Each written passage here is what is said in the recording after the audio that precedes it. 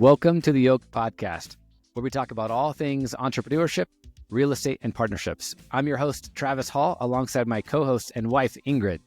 Together, we've been in real estate for nearly 2 decades, always as an equally yoked husband and wife team. Join us each week as we bring you a new episode. And as always, be sure to like, subscribe, follow along, and welcome to this week's episode of The Yoked Podcast.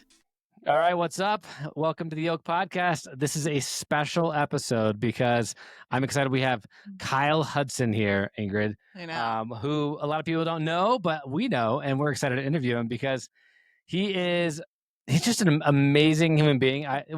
Kyle, you and I kind of became friends, started last fall of 24. And so I got introduced to you from a good buddy, Joshua, son, and I just kind of immediately was attracted to the fact of the ideas of what you're doing. And so I'm going to read your bio that you gave me, just a little brief bio, and then I'm going to elaborate on it because no one ever talks about themselves the way that they should.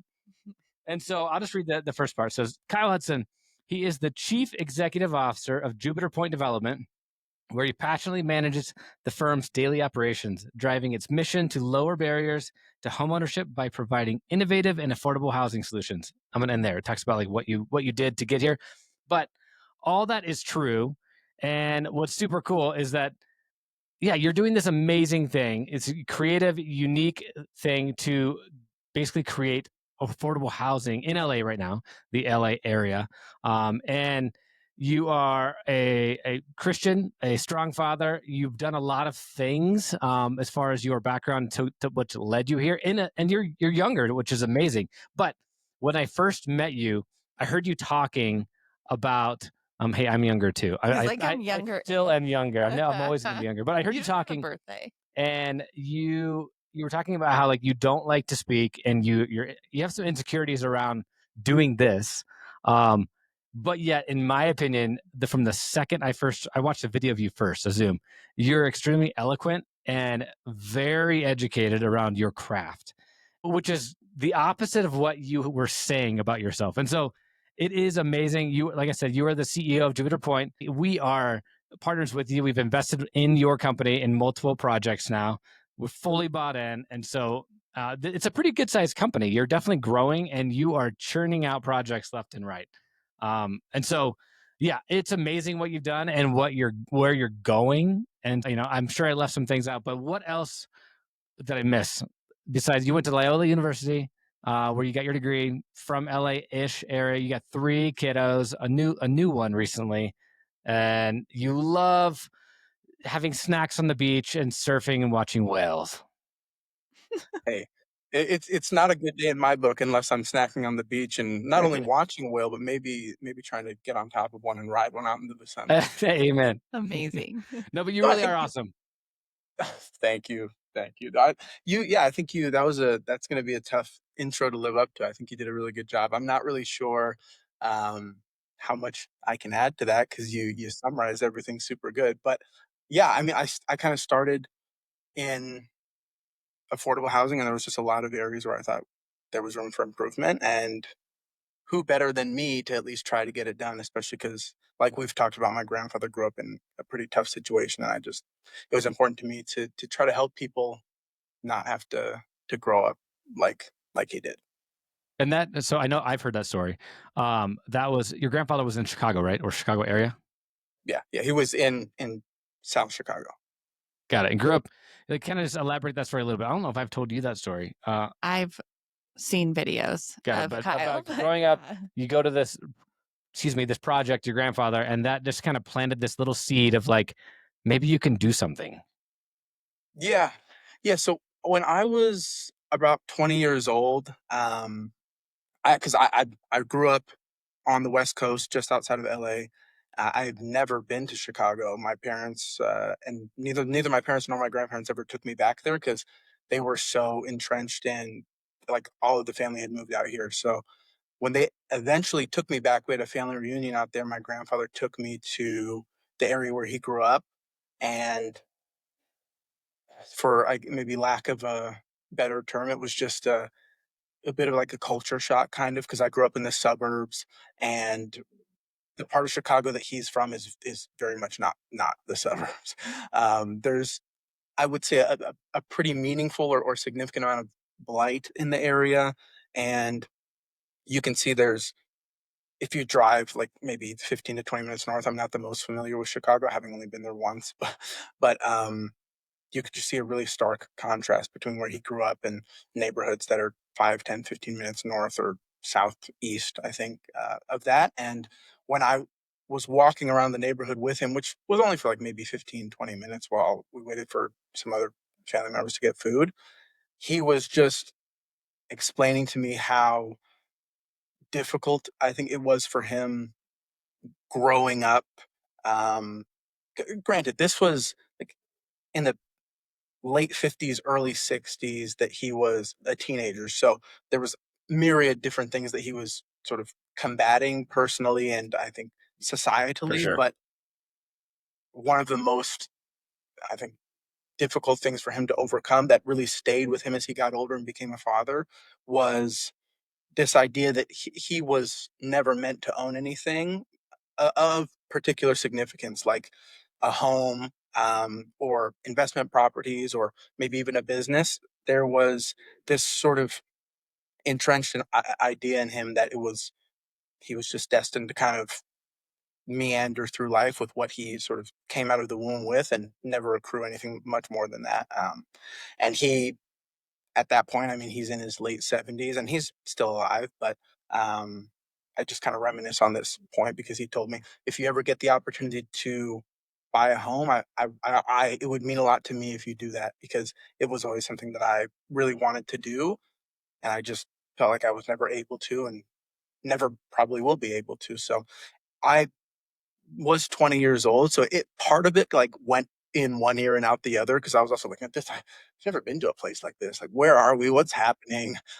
So I would think I was a lot Right. more focused on the visuals around me and less maybe on what he was saying. But after I graduated and I started working for an affordable housing developer, that the thought of him telling me that started to creep back in after a few years of really seeing the impact that a company that's completely or at least predominantly focused on working on solving those type of issues might be able to have on people. So, yeah, that's probably the main reason that we started Jupiter Point was inspired by my grandfather to help people overcome the barriers of entry to home ownership, and like I said, just to kind of make it so that people don't have to grow up the way that he did.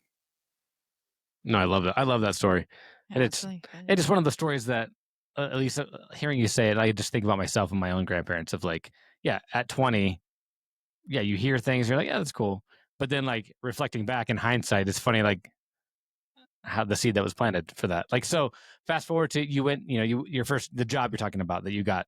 I'm curious, like, did you set out like I'm gonna go work at an affordable housing company, or was that just the job you got and just coincidence, so to speak, that it really fell in line and it really provided this amazing backdrop for education for what you're doing now?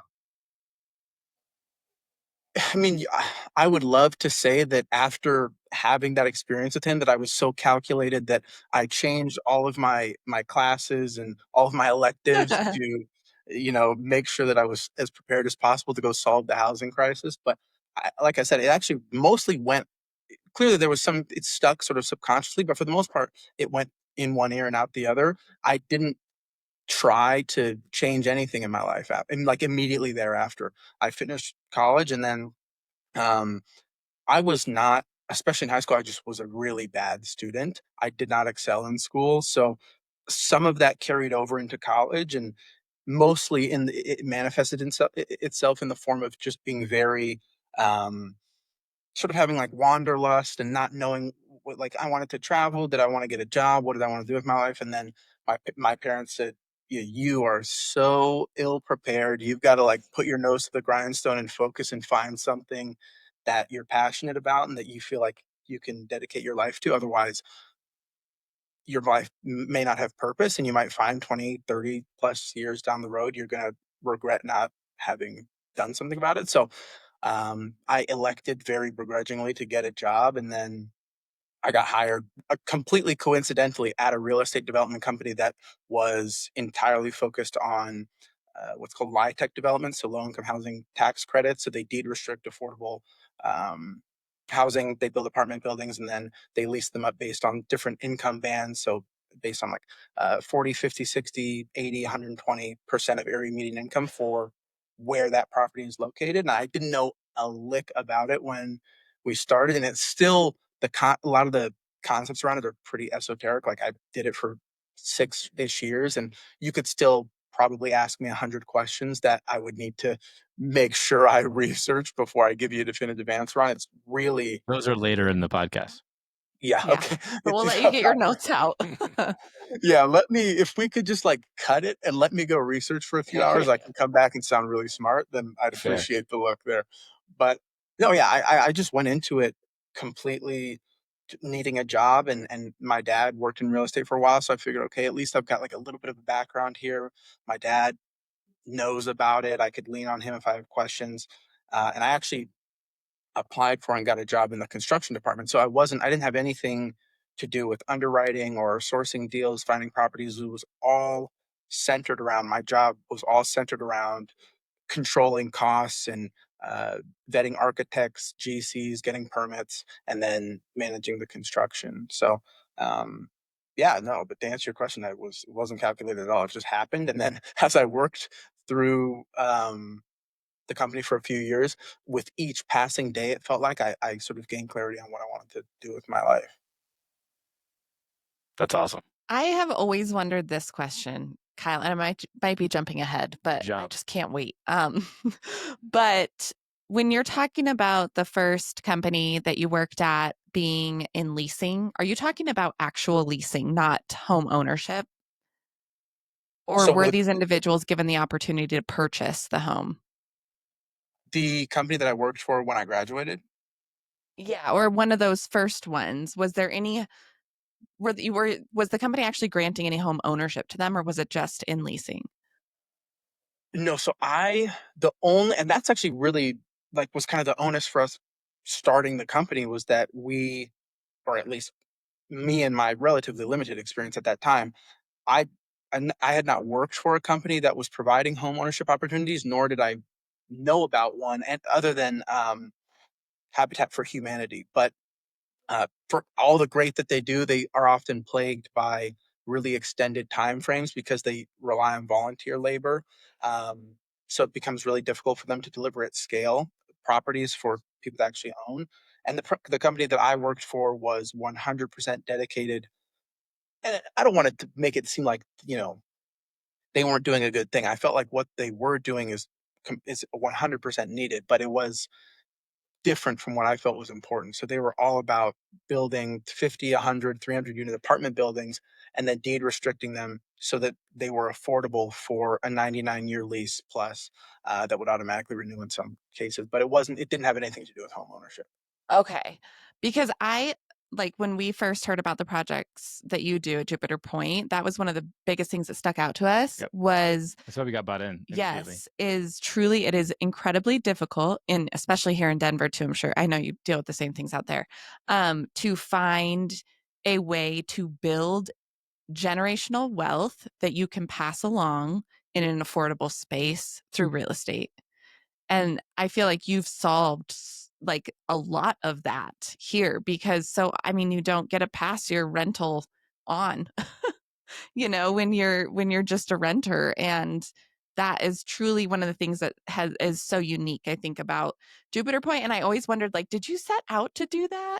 Or was it just kind of a byproduct? But it sounds like what you're saying is, yes, you set out to make sure that the product that you're putting out there was something that could be um, owned by somebody. Yeah, no, 100%. That was the express goal of the company was I didn't believe at the point when we started the company and coming from an affordable housing developer that there was many, if any, real developers that were focused on reducing the barriers of entry to home ownership rather than just providing affordable rental options. But I mean, not to, you know, mar the sheen of our company, but I also like what we're doing certainly is far from like a panacea. There's so many difficulties that we still encounter that we need to continue to, I think, focus on bettering ourselves so that we can avoid I think what you might call like the standard pitfalls of growing the company. So like as we do more deals and as we hopefully provide more potential homeownership opportunities to the market, I think it's one of the most important things is that we also diversify the company's portfolio, because we deliver everything 15 to 20% below market. And a lot of what we're doing is based on a manner of taking title through tenants in common. But there's still there's still shortcomings with it, right? Like you still have to be able to come up with the down payment. You still have to qualify for the loan. And we've come up with some creative solutions to help potential buyers with their down payment slug, or giving them information about what owning a home looks like, so that they not only can purchase the property, but they can, like to your point, Ingrid, pass it down to somebody in their family down the road. But it's still tough. Like it, it's certainly not like you might say like a plug and play solution where we develop the property and people are just snapping them up like hotcakes because it's so easy to get them. Like even in LA, 15 to 20% below market still means that, and it's all relative, right? Like in Alabama, this would be almost appalling to people because of the difference in what it costs to buy a home. But even, I mean, in LA, for us to deliver something 15 to 20% below market, you're still seeing a lot of units that are sold at 550, $600,000. Um, and just as a barrier in and of itself, regardless of what the dollars per square foot is, that's still a lot of money. So I think as we grow, we actually are in the process of re-entering the LIHTC space. So we'll end up sort of working to diversify part of the company back into affordable rental options, because I think one of the things that we are finding is, even though we've had a really good run, and I think that we'll continue to grow the ownership side of the business, there's a meaningful segment of people, or cohort of people, whatever you want to call it, that they can work their way up to that, and they would certainly love to own a home, but their present circumstances would really almost require them to first just get a roof over their head before they can even start to think about buying. So um yeah, like I'm really proud of what we're doing, and we're certainly not going to stop anytime soon. I think we're far closer to the beginning than to the end, but I said we got a lot of work to do still. No, absolutely. And I mean, there is a place for affordable housing rentals. There absolutely is. I totally agree. And you just have a unique niche piece of the market that you are doing where it does involve home. It can, I should say, if you're broadening, it can involve home ownership, which is cool. But I mean, sometimes being a renter it's just better because there is costs associated with owning a home, that you can't just call the landlord, and if something breaks, those breaks can be expensive, if depending on the house. So no, I think it's super cool what you're doing. I really do. So, kind of, you talk about your story. I just want to hit on one piece, and that is the entrepreneurship piece. Because in your story didn't scream, "Kyle's an entrepreneur." But so I'm curious, like, was it always like, if you like reflecting back, were you always an entrepreneur deep down, or at some point did it just make sense? Like, I'm just gonna go do this, and now I'm an entrepreneur, because that word is thrown around a lot in our culture right now. But you are, in my opinion, you are an entrepreneur right now. You are doing your thing. You're providing, opportunities for others. You're employing people, like straight up entrepreneurship. And so I'm curious as how that came about. Okay. I was No, like, I still don't want to be an entrepreneur. Most entrepreneurs didn't want to originally be one. I'm yeah, entrepreneur, like I've been forced into it. No, th- that's actually a tough question to give you like a really good answer to. So I think it stems from two kind of discrete places. One would be my parents were entrepreneurial. Like my dad's always been in real estate since probably about a few years after he graduated college. He started in the mortgage business, and then he transitioned to doing like tract home developments. And he had a company that would do some of that in Lancaster. Well, sorry, I'm talking as if you guys are like super familiar with the suburbs of LA. In areas around LA, Southern California, he would do like tract home developments. And then my mom has been a real estate agent for about 25 years. And even though obviously as an agent you work under a broker and you hang your license with a company, it still requires kind of that entrepreneurial spirit to be able to go out and get your clients. And well, Yeah. you know Yeah. probably much better than I do. Yeah, You eat what you kill. exactly. So I think them working in those capacities, sort of maybe by osmosis, kind of transferred to me. I saw how much they would dedicate to work. They would get up early and they would come back late, and it was all in the name of sort of building what they were doing. So I'm sure part of it stems from that, and then I think the other part of it is just emotionally being really attached to what, again, not initially, but over time, really being attached to what my grandfather said and the experiences that he lived through, and really it was really kind of just, it bothered me a lot. Uh, Probably, yeah, a few years later, as like I said, as I was working, I just couldn't help but think like I've I could help people in some way, shape, or form. So I think that the combination of hearing what my grandfather said to me and then just the way that my parents maybe raised me or just what they showed me through their work ethic kind of combined to put me in a position to feel confident enough to go out and do it on my own. But yeah, I mean, it's certainly it's with great difficulty that I do it. Like it's tough, but I mean, it means a lot to me, I don't want to look back like, maybe my parents told me, 30 years from now, and be disappointed that I didn't do whatever I could to help. How big is Jupiter Point now as far as like the team, the group? So we have well, so I guess to answer the question, not large, but we have 20 employees, and then we have right now actively going about 30 projects. And then we will acquire another property at the current pace about every week. So let me rephrase that. We'll open another escrow basically every week. So we don't acquire them obviously for 20, 30 days, but we open a new escrow approximately every week, and we've got about 30 projects that are in some form of the development phase right now, and we've got about 20 employees. That's awesome. I keep seeing the emails come through from Brandon, so I knew you He's guys were working. rocking. He's working. I have a question for you, which, is off the script, but so hopefully you didn't study the script too long. I think one of the most important partnerships you have is with your spouse, because truly, like, we all know you can't go out into the world and do these things that you're created to do and help employ people, give people jobs, I mean, change people's lives without being supported and backed at home.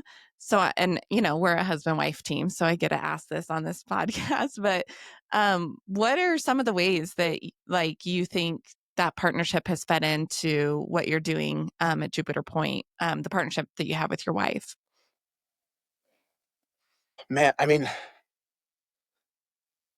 it's I think that what my wife has allowed me to do is I'm not sure I could ever repay her for it, honestly. I'm not that she's asking for me to repay her. Like, I mean, we're a team, right? Just like you guys are. But she takes on a huge burden with the kids and is super supportive of everything that I do. She's also been um, pretty helpful with the company as well. She'll give input, and she's really kind of inclined to participate on the design side. So I'm not as good with that stuff, and she can kind of work with the architects and the interior designers and help them pick out specific color palettes or material selections that we can apply across a number of the different projects. So she's been helpful in a ton of ways, but I think what I appreciate her for the most is just always being a sort of a sounding board and also honestly a shoulder for me to cry on, because there's a lot of times where I'm like, man,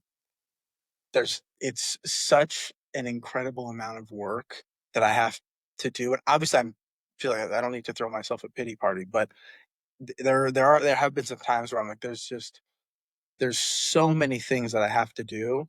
And she's never once been anything other than reassuring and supportive and reminded me that it's important for me to do it and that I have the faculties and the capabilities to do it. So yeah, I don't think that there's anybody I would rather live my life with than her. Just if for no other reason than she's just the most supportive person that I probably could have met. I So love yeah, that. it's been great. I'm glad you asked that. It is important It partnership. is. I think I met her for Right? I'm like, I wanna meet 5 her. seconds when I was touring. There was this little pregnant lady that walked by, and I was like, That was probably her. I'm pretty sure that's your wife. Yeah, I'm sure it was. Yeah, We right? we tend not to allow pregnant women onto sites unless they, Fair. so I'm gonna guess it was her. For safety reasons. Yeah, yeah. I love it. So normally we talk about successes and failures or learnings, but with yours, I want to tweak it a little bit, just because it's just you have a different perspective, a different take on different projects, and so the question I have is around successes, but it's really more, what is something specifically that you are like most proud of that you've accomplished in your company? Whether, could be a great deal or just you seem like a very high integrity person in the little I've gotten to know you. And so I'm curious if like just what it is, something that you're proud of that you did, whether it was favorable or not. I'm just curious. So, okay, it's for some reason, I think I need to contemplate this a little bit more. I know exactly what it is, and obviously I'm going to tell you, but I every single time, and it's not like I get asked this question very often, but every time that some question along these lines gets asked of me, I always get a little embarrassed just because, well, yeah, I guess I don't know. I need to think about it more. You don't But want to brag on yourself. no, but I don't know. Well, you're about to find out. So one of the first projects we ever completed, I was like supremely confident that myself, the design team, the engineers, the construction manager, the contractors, the subs, that everybody that was involved in that project physically. So in rebuilding this duplex, that we had poured over the plans, we had inspected the building from top to bottom. There's nothing that we could have possibly done incorrectly. And on top of that, we it was one of the, I think, defining moments as far as the company's proof of concept, and that we could design structurally a module that we could replicate across a number of different project types or property types, and that we could pre-procure materials and realize a meaningful reduction in cost per square foot. And so we finished it, and I felt really proud of myself. And then we sold it, and like 2 weeks afterward, the new owner contacted me and said, there's a leak in the toilet area, I think, and it's leaking down into the bottom unit, and it's completely saturating the drywall. And my initial response, and this is why I get kind of embarrassed, was like, the first thing I thought in my head was like, there's no way that's possible. You're not telling me the truth. There's no chance. There's no way we would have made a mistake like that. And it just shows you, at least I think it does, like sometimes you can, or at least I can, I shouldn't say you. So I was susceptible to getting caught up in the high, if like almost of, I can't believe that we put so much effort into this and it worked out, and like I feel like this company is good, everything is going to work, and we're going to help people and we're going to be successful. And then it's, one of the first projects that you finish and you feel like everything went smooth as can be. You turn around and there's an issue that you're either going to have to spend more money on, or if not more money, at least more time. And if you don't address it, like that type of issue could easily devolve into you getting sued. So I For was sure. like, and like I said, initially I was like, yeah, no, I kind of brushed it off and actually waited like 24 hours, didn't respond because I was like, yeah, there's no way. And then they texted me again and said, are you like, sending me photos and videos, and I was like, oh wow, okay, this is not good. So then we sent the plumber back there and he fixed it, and they sort of desiccated the area behind the drywall and replaced everything, and it was all good. But I think I'm bringing it up because I was most proud of the fact that we had actually done it. And in the grand scheme of things, the issue that came about shortly after we closed was minor, but it was also, I'm also proud of it because it was a good learning experience for me. Like, even if you dedicate thousands of hours to your craft and you come up with something kind of novel or unique, or if you just do a good job at something that's kind of tried and true, never feel like you're above making a mistake. And I think that was actually probably one of the best experiences for me, just because of a lot of the underlying personality traits that I have to kind of be, at least growing up, like in high school and college, a little bit more aloof, and in some circumstances, like very, maybe even full of myself, like that typical 21-year-old man kind of vibe where you think that you're invincible. So I think that like I said, it was just a good opportunity for me to bring, even after the high of doing it well, thinking that I did it well, bring myself back down to earth and remind myself and everybody else that no matter how great this gets, we're not above making a mistake. So as long as we fix it and we're attentive to the people that at the end of the day we're kind of beholden to in delivering these homes, then hopefully everything will be okay, and we'll figure it out. But that's I would that's the moment that I think about a lot when I get asked those kind of questions. I like it. That's a cool story. And it is, we've had those a little bit too, where, man, you are on top of the world and you're like, man, we got this. This is, and then, you get cut down a little bit and you're like, Never mind. okay, back to reality. All right, cool. I'm curious with the actual company itself, and you being the CEO, the person in charge. Obviously, you have a board and people that are around you that are fully supportive, and you guys are guiding this thing together. But I'm curious, like, where are you going and what are you doing? What do you want to do with this thing? Like, big picture goal. We have only one goal. I mean, there's a lot of sub goals, if you will, but the only goal that the company has is to solve the housing crisis, in crisis in quotation marks, because you can define that a lot of ways, but to solve the housing crisis by 2050. So our definition of solving the housing crisis is specifically reducing the barriers of entry to homeownership, right? So we want to make sure that every person that wants to buy a home in all of the high cost areas and across the country, whether it's LA, San Diego, the Bay, Denver, Seattle, Portland, Boston, that they have not only a clear pathway to doing that, but somebody in their corner sort of vouching for them to do that, and making sure that that happens for them. So by 2050, we're working to eradicate the um, the lack of supply, but more importantly, the incredibly high costs in so many different metro areas. I love that. I love it so much. It's a big goal. I'm like, let's go. Let's go do it tomorrow. Yeah, hey, trust me, if we could do it tomorrow, you and me both, man, we would be right there. Although that kind of would be awesome, but then the company would kind of. Then what would you do right. all your time? We were talking with kids, so we were talking with our daughter just the other day about kind of not about this, but just in my gosh. goals and she was like, I just want to. It was about teleporting. She's like, would you fly or teleport? And she's like, I'm gonna teleport. I just want to get there. And I was like, well, Malin, oftentimes, if you really think about it, the journey is the biggest part. You get there, but it's all about the journey. And she's like, nah. I want to teleport. But I mean, it truly is in your instance, obviously you want to get to the goal, but you have to get across this entire journey, hitting all these cities and building to get there, and that's the fun part. It's the fun part. Also, it's also, in my opinion, at least, the meaningful part. Because each time that you sell a home or that we help somebody potentially change the trajectory of their life, we're making a positive impact on not only them, but future generations and all of their family members, presumably. So it feels, I don't know, that's what really feels the best to me, is seeing the tangible effects of what something like this can do for someone. Love that. Even who's involved in your projects. Think about all the people you employ, and the people you employ through your subs. You're giving them the opportunity at homeownership. I mean, you can think very obscure about it, but even as your investors, it's everyone gets to touch this, even with their pinky finger. That's so cool. It is super cool.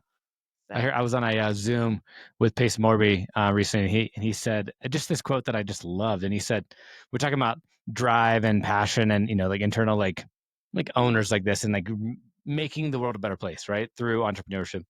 And he said, passion is the gifts that God's given you, that you use for yourself. And it's this internal drive. He's like, when you translate it to purpose, it's using that for greater good and you're impacting others. And I feel like that's what you're doing, which is super cool.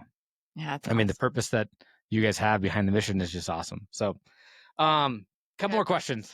We're almost done. So I always like to ask this God, question. What? No, we we're just almost done. started. I blocked my whole day for this. You're going to Oh, kick me out right. of. Well, let's keep going. Let's do a live stream, marathon live stream. I'm curious. So, knowing what you know now, I always like to ask this: like knowing you of today, 2025. If you could look back and talk to you, maybe you're 18 in high school, piddle farting around, not doing great. Like what, what advice would you give yourself if you could speak to yourself right now? Or even young adult. Less Yeah. piddle farting. Yeah. And I ask that because like for us, like thinking about, all right, who's the audience? Who are we talking to? It's like, it's like me. Like I'm talking to me of 10, 15 years ago of like when I'm just starting out. And like if I am a young person and I want to go into affordable housing development, like what would you tell me? Oh, so I would give two totally different answers for those two variations of that question. So if I was going to come back to myself at between 18 and 22, which mind you well, I'm still very young. Don't forget that. So this is only a couple of years ago. I'm kidding, but I would. It's tough because when I think about my personality, even again, like there's still a lot of carry through to now, but when I was in that age range, a freshman to senior in college, maybe a year or so afterward, I was just not productive human being. And You're I resonating. like the honesty. I Hey, I was productive. yeah, I mean, I would love to not be honest about it, but ask anybody that knows me, and I wouldn't be able to escape it.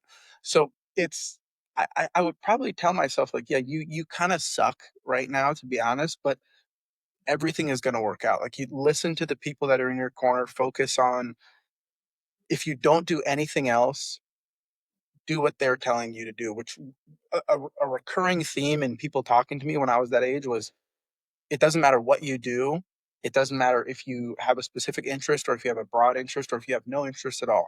Find something and just dedicate yourself to learning as much as you possibly can about it and show up every day ready to work your butt off. And that will translate to good things for you hopefully down the road. So I would tell myself like, yeah, you got a lot of work to do, but do that work, and it doesn't matter what it's in, just do it and just try to get better every day, and eventually you'll figure something out.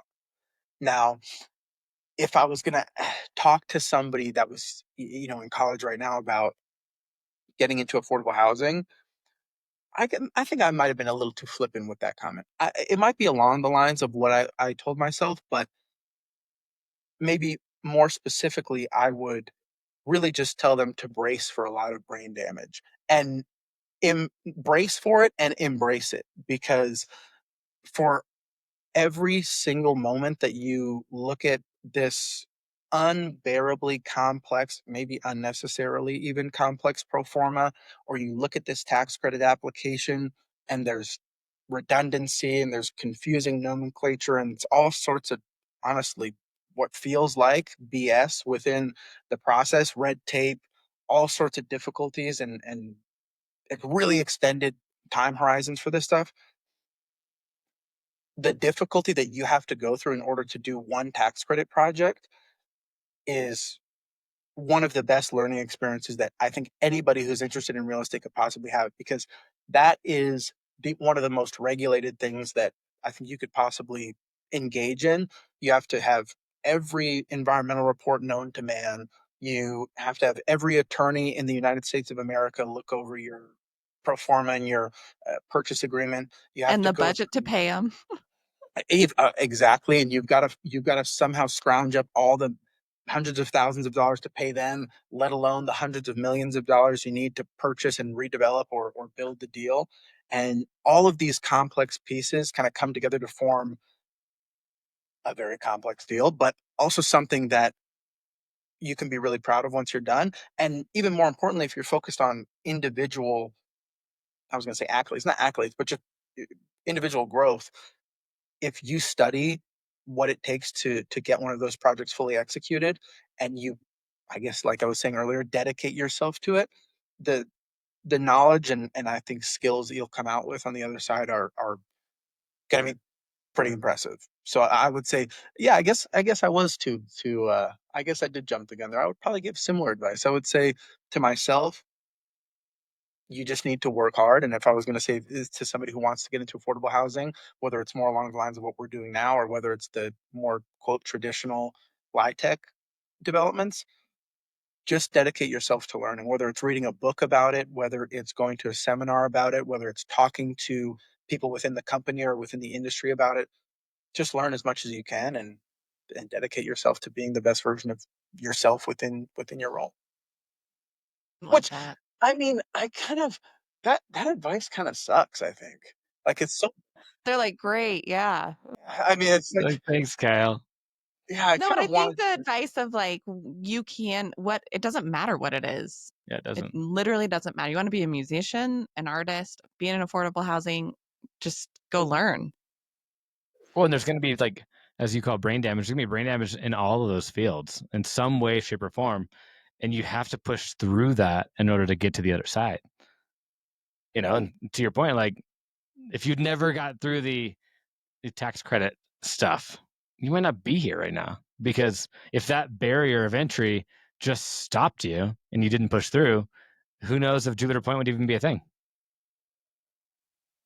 I think the chances of it are like almost zero. I bet. Very complex. I bet. All right. Last question. We got two last questions. Number one, if people really are just convicted about, I want to do affordable housing, as they should be, how do they get in touch with you? Well, you can give me a call on my cell phone. No, I'm just kidding. You can email me. So kyle@jupiterpointdev.com. Okay. Point I'll with an drop that in E. the show notes. Yep. Or they can go onto the website, jupiterpointdev.com, and they can just shoot an inquiry. It goes to our admin, and then she can kind of dole it out to the appropriate person. For better or for worse, some people find this to be very endearing, and some people find it to be extremely strange. I don't have social media. I don't have Instagram. I don't have TikTok. I don't have anything. And I preserve my mental health by doing that. But some I people was say find it to be like, oh, you're a little strange. That's kind of gross that you don't have social media. we're So you can't jealous. find me on social media, but you can email me or go to the website and we'll figure something out. All right. You want to ask the last question? Yes, our podcast is called the Yoked Podcast because we know you need to be yoked to something, and that you can accomplish more and go further when you're yoked to the right thing. So the question for you, Kyle, is what are you yoked to right now? Growing the company. So we just hired a new director of acquisitions. We just like we talked about, I think super briefly, just hired Brandon to be director of investor relations, and we're scaling the company honestly as fast as is reasonable, considering all of the, especially the specific issues that LA is facing with some of the fallout from the fires. So trying to be mindful of the fact that the city's a little extra burdened these days, but save for some of the sort of geographical specifics, we're really just growing the company as quickly as we can to try to address the housing need. And that is, even though that's kind of a broad statement, it really is what gets me up every morning at this point. I think we have a really great opportunity to be able to help a lot of people. And if we can assemble a lot of people like you two and like Brandon and Kai, who's doing acquisitions, or like Andres, who does all of our construction management, I think we'll make it dent. Being yoked to Awesome. the right people on your team is important, especially in the scaling world. We just read the book Who Not How, and it talks all about that. And so, yeah, well done. Well, it was do you what have you a got? book list?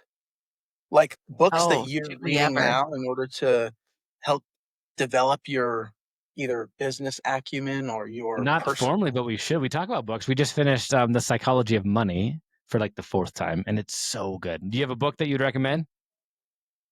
Oh my gosh, don't put me on the spot right now. Hold on, let me think. What was the last thing? So no, I don't. Now I'm gonna look like such a Well, how about dunce. this? So You Kyle's like brown bear, yeah, because I have 4 kids. I'm a llama red yeah, pajama. That one, everybody's got to get on that one. that's a good one. You should go read Who Not How if you have not done it. So Dan Okay, Martell, Who Not so How. good. good. And Absolutely. The Psychology of Money. I got to do both of them. Yep, so good. Any last words? No, thank you so much, Kyle. Thank Truly you so much, Kyle. a pleasure. It's been a My pleasure. pleasure. We'll chat again about all things ticks, because we didn't even hardly breach that conversation, but it's too broad to bring it all into one interview. So next time we'll do it again and talk detail about what is a tick and how to make it happen. Deal? Yeah. Be forced to invite me back. I love it. Exactly. All right, cool. Well, thanks, guys. Thanks for listening. And as always, please be sure to like and subscribe, and we'll see you next week. Thank you so much for listening to this week's episode of the Yoked Podcast. We hope you enjoyed it. And as always, be sure to like, subscribe, and follow along as we drop a new episode each week.